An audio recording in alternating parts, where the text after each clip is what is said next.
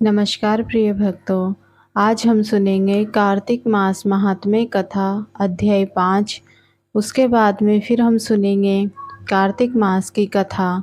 तो आप सभी लोग बड़ी ही श्रद्धा और प्रसन्न चित्त मन से इन कथाओं को पूरा अवश्य सुनिएगा। कार्तिक मास महात्म्य कथा इस प्रकार है। राजा पृथु बोले, हे नारद जी, आपने कार्तिक मास में स्नान का फल कहा। अब अन्य मासों में विधि पूर्वक स्नान करने की विधि, नियम और उद्यापन की विधि बतलाइए। देवर्षि नारद ने कहा, हे राजन, आप भगवान विष्णु के अंश से उत्पन्न हुए हैं, अतः यह बात आपको ज्ञात ही है।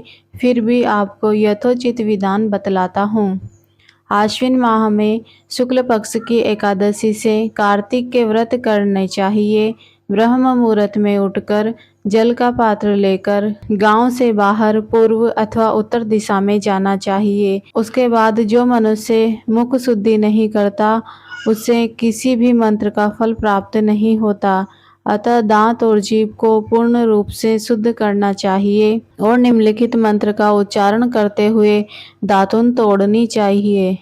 हे वनस्पते, आप मुझे आयु, कीर्ति, तेज, प्रज्ञा, पशु संपत्ति, महाज्ञान, बुद्धि और विद्या प्रदान करो। इस प्रकार उच्चारण करके वृक्ष से 12 अंगुल की दातुन ले।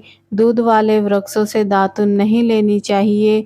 इस प्रकार कपास, कांटेदार वृक्ष तथा जले हुए वृक्ष से भी दातुन नहीं लेना चाहिए, जिससे उत्तम गंध आती हो और जिसकी टहनी कोमल हो, ऐसे वृक्ष से ही दंत धावन ग्रहण करना चाहिए। प्रतिपदा, अमावस्या, नवमी, छठी, रविवार को चंद्र तथा सूर्य ग्रहण में दातुन नहीं करनी चाहिए। तत्पश्चात भली भांति स्नान करके फूल माला, चंदन और पान आदि पूजा की सामग्री लेकर प्रसन्न चित्त व भक्ति पूर्वक शिवालय में जाकर सभी देवी देवताओं की अर्घ, आचमनीय आदि वस्तुओं से पृथक पृथक पूजा करके प्रार्थना एवं प्रणाम करना चाहिए। फिर भक्तों के स्वर में स्वर मिलाकर श्री हरि का कीर्तन करना चाहिए। मंदिर में जो गायक भगवान श्री विष्णु का कीर्तन कर रहे हो, उनका माला, चंदन, तांबूल आदि से पूजन करना चाहिए, क्योंकि देवालयों में भगवान विष्णु को अपनी तपस्या, योग और दान द्वारा प्रसन्न करते हैं। परंतु कलयुग में भगवत गुणगान को ही भगवान श्री हरि को प्रसन्न करने का एकमात्र साधन बताया गया है। नारद जी राजा पृथु से बोले, हे राजन, एक बार मैंने भगवान से पूछा कि हे प्रभु, आप सबसे अधिक कहाँ निवास करते हैं? उनका उत्तर देते हुए भगवान ने कहा, हे नारद, मैं वैकुंठ या योगियों के हृदय में निवास करता हूँ, अपितु जहाँ मेरे भक्त मेरा कीर्तन करते हैं, मैं वहाँ अवश्य निवास करता हूँ। जो मनुष्य चंदन, माला आदि से मेरे भक्तों का पूजन करते हैं, उनसे मेरी ऐसी प्रीति होती है जैसे कि मेरे पूजन से भी नहीं हो सकती। नारद जी ने फिर कहा, शिरीष, धतूरा, गिरजा, चमेली, केसर, कंदरा और कटहल के फूलों व चावलों से भगवान विष्णु की पूजा नहीं करनी चाहिए। अड़हल, कंद, गिरीश, जूही, मालती और केवड़ा के पुष्पों से भगवान शंकर की पूजा नहीं करनी चाहिए। जिन देवताओं की पूजा में जो फूल निर्दिष्ट हैं, उन्हीं से उनका पूजन करना चाहिए। पूजन समाप्ति के बाद भगवान से क्षमा प्रार्थना करनी चाहिए, जैसे, हे सुरेश्वर, हे देव, न मैं मंत्र जानता हूँ न क्रिया, मैं भक्ति से भी हीन हूँ। मैंने जो कुछ भी आपकी पूजा की है उसे पूरा करें। ऐसी प्रार्थना करके पश्चात साष्टांग प्रणाम करके भगवत कीर्तन करना चाहिए, श्री हरि की कथा सुननी चाहिए और प्रसाद ग्रहण करना चाहिए। जो मनुष्य उपरोक्त विधि के अनुसार कार्तिक व्रत का अनुष्ठान करते हैं, वह जगत के सभी सुखों को भोगते हुए अंत में मुक्ति को प्राप्त करते हैं। यह थी कार्तिक मास महात्म्य कथा अध्याय 5। अब हम सुनेंगे कार्तिक मास में सुनी जाने वाली कार्तिक मास की पौराणिक कथा। इस माह को बहुत ही पवित्र माना गया है। इस माह में ही भगवान विष्णु अपनी योग निद्रा से जाग जाते हैं और तब सभी हर तरह के मांगलिक कार्यक्रम प्रारंभ हो जाते हैं। इस कार्तिक मास में दीपावली का महापर्व आता है। पुराणों में कार्तिक मास की महिमा का वर्णन मिलता है। इस माह में दीपदान, स्नान, विष्णु पूजा और तुलसी पूजा के साथ साथ पौराणिक कथा सुनने का भी बहुत खास महत्व होता है। आओ सुनते हैं कार्तिक मास की कथा। एक नगर में एक ब्राह्मण दंपति रहते थे। वे दोनों प्रतिदिन 7 कोस दूर गंगा और यमुना में स्नान करने के लिए जाते थे। इतनी दूर आने जाने से ब्राह्मणी थक जाती थी। एक दिन उसने अपने पति से कहा कि हमारा एक पुत्र होता तो कितना अच्छा रहता। पुत्र की बहू आती तो हमें घर वापस आने पर खाना बना हुआ मिलता और बहू घर का काम भी कर देती।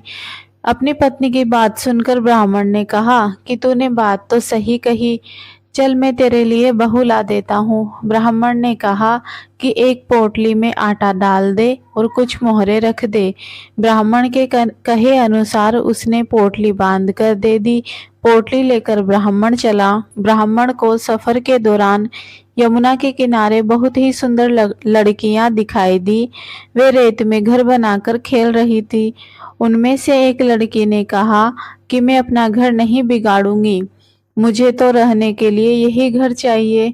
लड़की की बात सुनकर ब्राह्मण मन ही मन सोचने लगा कि बहू बनाने के लिए यह लड़की उचित है। जब लड़की जाने लगी तो ब्राह्मण भी उसके पीछे पीछे उसके घर तक चला गया। वहां जाकर ब्राह्मण ने उस लड़की से कहा, बेटी, कार्तिक मास चल रहा है, इसीलिए मैं किसी के घर खाना नहीं खाता। मैं अपने साथ आटा लेकर आया हूँ। तुम अपनी माता से पूछो कि क्या वह मेरे लिए आटा छान कर रोटी बना देगी। यदि वह मेरा आटा छान कर रोटी बनाएगी तो मैं रोटी खा लूंगा। लड़की ने जाकर अपनी माँ को ये सारी बात बताई। माँ ने कहा, उचित है, जाकर ब्राह्मण देवता से कह दो कि वह अपना आटा दे दे और मैं रोटी बना दूंगी।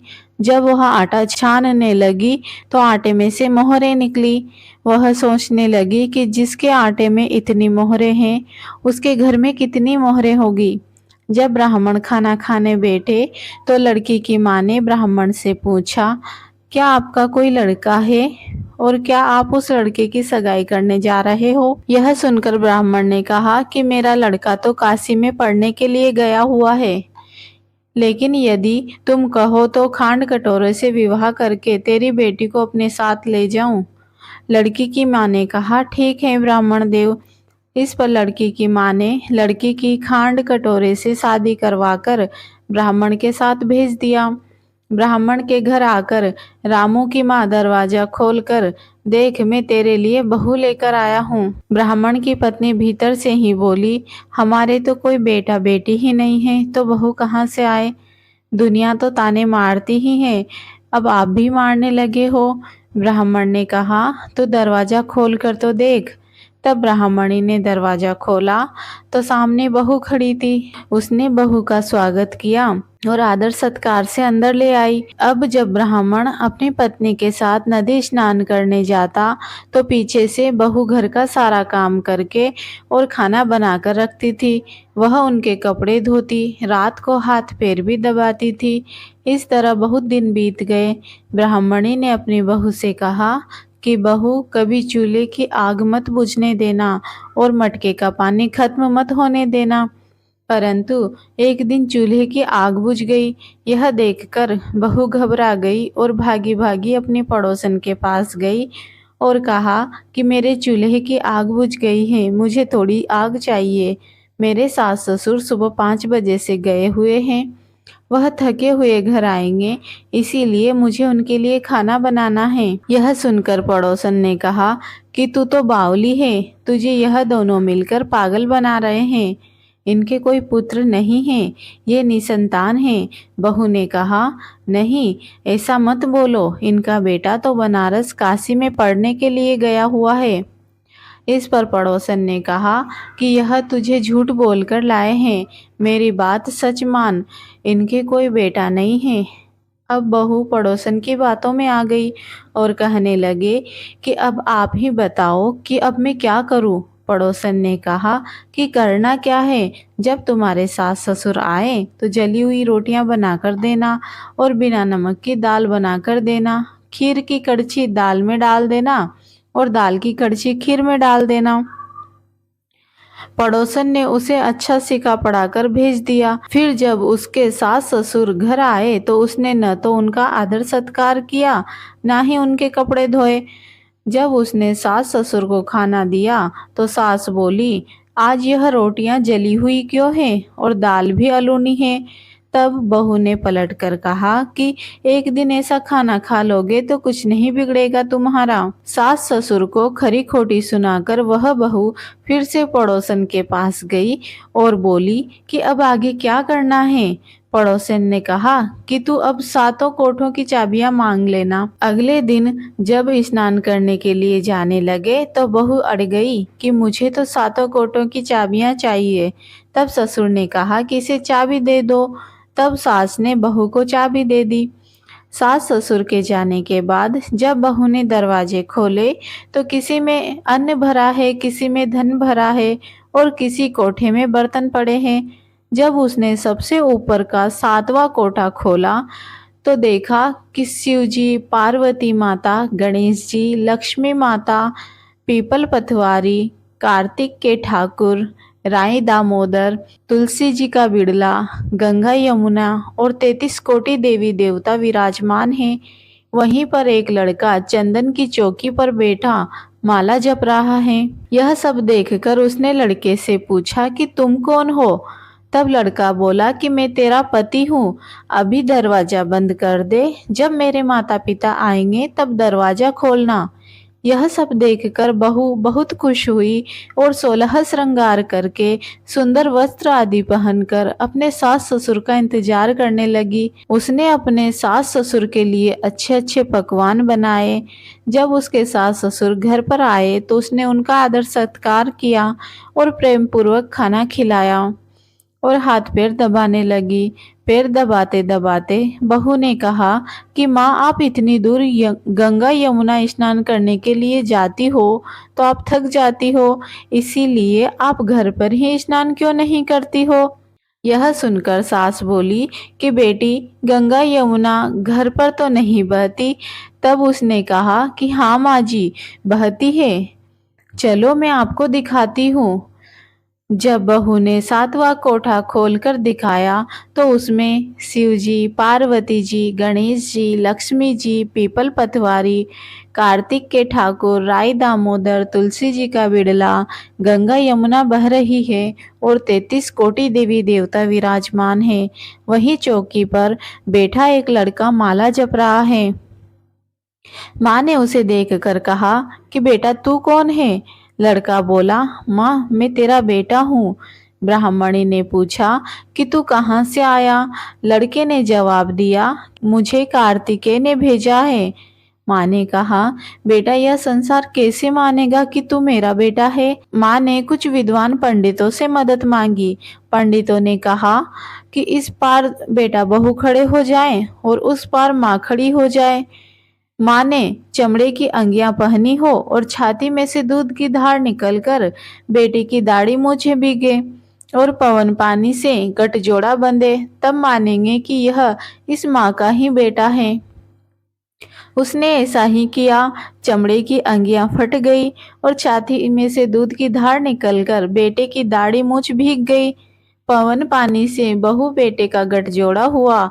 यह सब देखकर ब्राह्मण और उसकी पत्नी की खुशी का ठिकाना न रहा। तो यह थी कार्तिक मास की कथा। हे कार्तिक के ठाकुर, जैसे ब्राह्मण और ब्राह्मणी को बहू बेटा दिया वैसे सबको देना। कार्तिक मास की कथा कहने, सुनने और हुंकार भरने वालों पर सभी पर कृपा करना। जय हो कार्तिक मास के ठाकुर। यह थी कार्तिक मास में सुने जाने वाली व्रत कथा। अगर आपको यह कथा पसंद आई हो तो वीडियो को लाइक करें, चैनल को सब्सक्राइब करें।